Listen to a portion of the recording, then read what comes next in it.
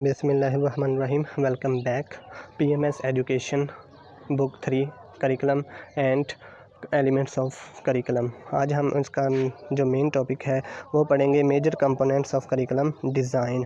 Curriculum design जो होता है उसके मेजर कंपोनेंट्स क्या हैं, यानी कि करिकुलम बनाना है, उसको डिज़ाइन करना है तो कौन कौन सी चीज़ें उसके शामिल होंगी।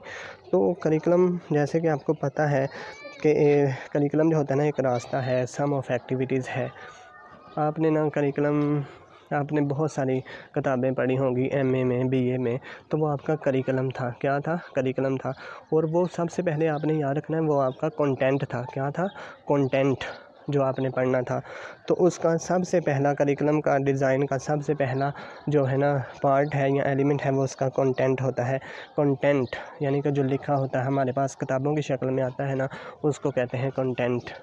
आपने पीएमएस के लिए जो तैयारी कर रहे हैं आपने कितनी बुक्स ली होंगी, तो वो कंटेंट है, वो करिकुलम का कंटेंट है, वो आपने याद करना है। ठीक है, उसको कहते हैं कंटेंट। तो एलिमेंट्स का सबसे पहला काम या डिज़ाइन करते वक्त हमने ये याद रखना होता है कि कौन सा कंटेंट हमने बच्चों को पढ़ाना है, क्या हम पढ़ाना चाहते हैं, कौन सी बुक पढ़ाएंगे, किस ऑथर की पढ़ाएंगे, कौन सा कंटेंट पढ़ाएंगे, कौन कौन से टॉपिक होंगे उसमें। तो सबसे पहले आपने याद रखना है कि एलिमेंट्स में जो है ना करिकुलम डिज़ाइन में वो है कंटेंट्स। जब कंटेंट्स सेलेक्ट हो जाता है ना तो फिर उसके बाद आता है ऑब्जेक्टिव।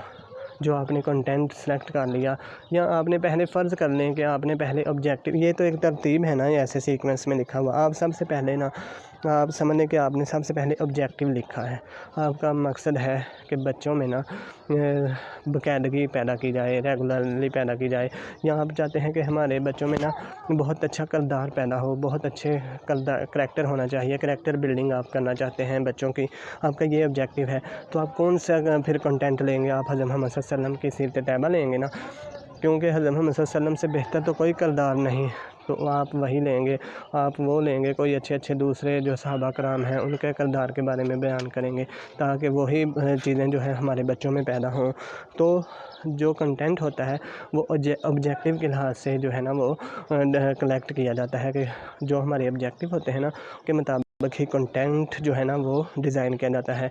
जो हमने ऑब्जेक्टिव हासिल करने होते हैं वैसा ही हमारा कंटेंट होता है। मतलब हमने कंप्यूटर पढ़ाना है, बच्चों को कंप्यूटर सिखाना है, तो हमारा कंटेंट जो होगा वो कंप्यूटर पर ही होगा। पहले उसका इंट्रोडक्शन होगा, फिर उसके बारे में कोई बेसिक इन्फॉर्मेशन होगी, फिर एमएस वर्ड, फिर एमएस एक्सेल। इस तरह हम उन बच्चों को सिखाते जाएंगे। फिर एंड पे प्रोग्रामिंग पे चले जाएंगे। जैसे जैसे ही एडवांस होते जाएंगे बच्चे भी पढ़ते जाएंगे और आगे आगे बढ़ते जाएंगे। आगे है लर्निंग एक्सपीरियंसेस और एवेलुएशन। जब आपने ऑब्जेक्टिव आपका जो भी था उसके मुताबिक आपने कंटेंट भी डिज़ाइन कर लिया। अब लर्निंग एक्सपीरियंसेस, इसको आप ऐसे भी कह सकते हैं कि पढ़ाएंगे कैसे, टीचिंग मेथड क्या होगा, या बच्चे कैसे सीखेंगे, पढ़ाएगा कौन। लर्निंग एक्सपीरियंसेस कहाँ पढ़ाएंगे? स्कूल में पढ़ाएंगे, ठीक है ना। तो लर्निंग एक्सपीरियंसेस यानी कि बच्चे कैसे सीखेंगे, क्या क्या तजर्बात करेंगे, कैसे सीखेंगे, कौन सा मेथड अपनाएंगे, टीचर कौन सा मेथड अपनाएंगे, बच्चे कैसे सीखेंगे, जो कुछ भी वो सीखेंगे उनको कहते हैं लर्निंग एक्सपीरियंसेस। और इसके बाद है एवेलुएशन। लर्निंग एक्सपीरियंस कहते हैं स्कूल के इन्वायरमेंट को, कि टीचर कैसे पढ़ाएंगे, कौन सा मेथड अपनाएंगे, बच्चे कैसे याद करेंगे, कैसे पार्टिसिपेट करेंगे, एक्टिविटीज़ एंड को करिकुलर एक्टिविटीज़ कौन कौन सी होंगी। तो वो सारा कुछ जो भी बच्चा स्कूल की चार दीवारी में करता है उसको कहते हैं learning experiences, sum of total experience. तो ये भी उसका हिस्सा होता है। सिर्फ कंटेंट ही नहीं बल्कि वो सारा एक्सपीरियंस जो बच्चा उस स्कूल के अंदर सीखता है उसको कहते हैं लर्निंग एक्सपीरियंसेस। अब ऑब्जेक्टिव जो थे उसके मुताबिक कंटेंट भी हो गया, बच्चों को पढ़ा भी दिया, ठीक है। तो अब ना 1 साल हो गया बच्चों को पढ़ाते हुए। 1 साल के दौरानिया होता है पाकिस्तान में नॉर्मली, फिर पेपर होते हैं, फिर अगली क्लास में फिर उसके पेपर होते हैं।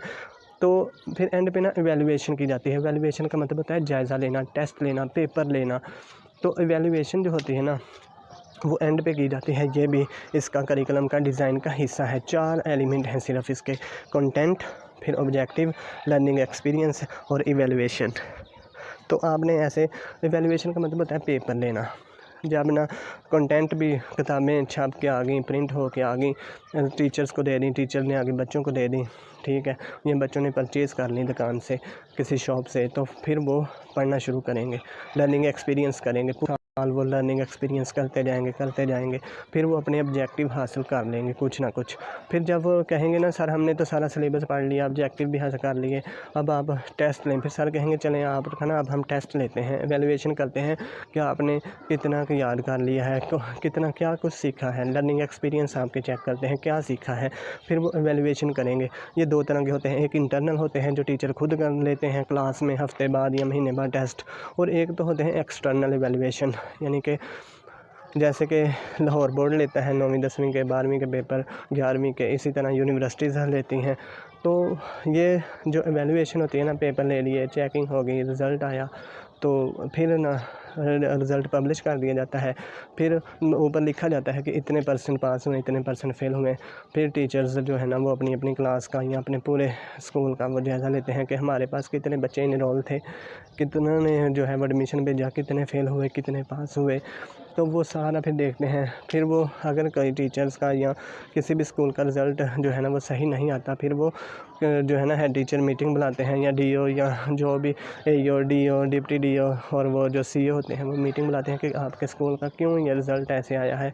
फिर वो सारे ऐसे बैठते हैं, मीटिंग्स होती हैं, डिस्कशन होती है, फिर एवेलुएशन के बाद पता चलता है कि अच्छा ये फ्लॉ थे, टीचर ने नहीं पढ़ाया, या बच्चों ने नहीं सही पढ़ा, या बच्चों ने दिलचस्पी ज़ाहिर नहीं की, फिर वो जो भी, या करिकुलम इतना मुश्किल था कि बच्चों को आया नहीं, या सिलेबस इतना मुश्किल था बच्चों को नहीं आता था, क्या वजह बनी, फिर वो सारे ऐसे डिस्कस करते हैं, तो फिर वजूहात का पता चलता जाता है।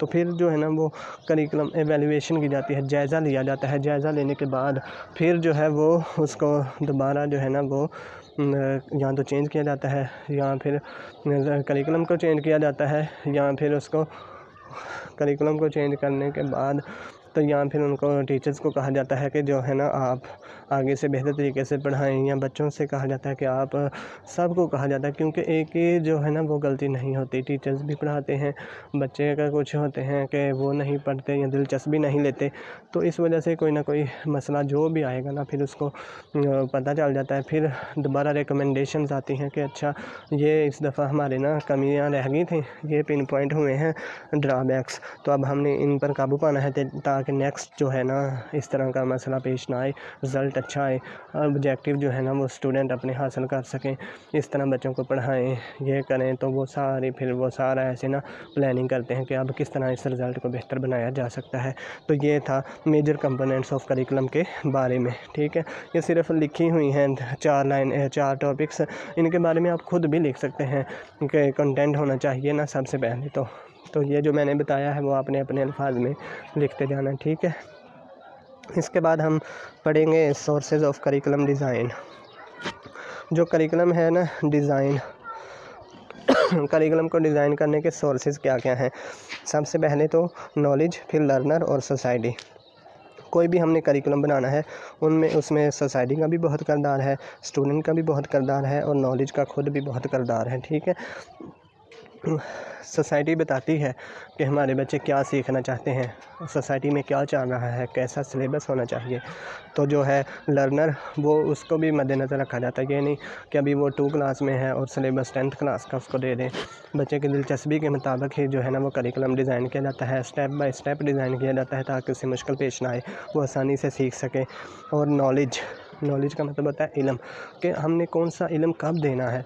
ये नहीं कि अभी वो बच्चा छोटा है और हम उसे जमा करवाना शुरू कर दें, उसे काउंटिंग आती ना हो, नंबरों की पहचान ना हो। तो इस तरह ये 3 आपने याद रखने हैं। सोर्सेज ऑफ करिकुलम डिज़ाइन 3 है, नॉलेज, लर्नर एंड सोसाइटी। इसके बाद हम जो मेन टॉपिक है फाउंडेशन ऑफ करिकुलम, उनके बारे में पढ़ेंगे नेक्स्ट वीडियो में। तब तक के लिए अल्लाह हाफिज़।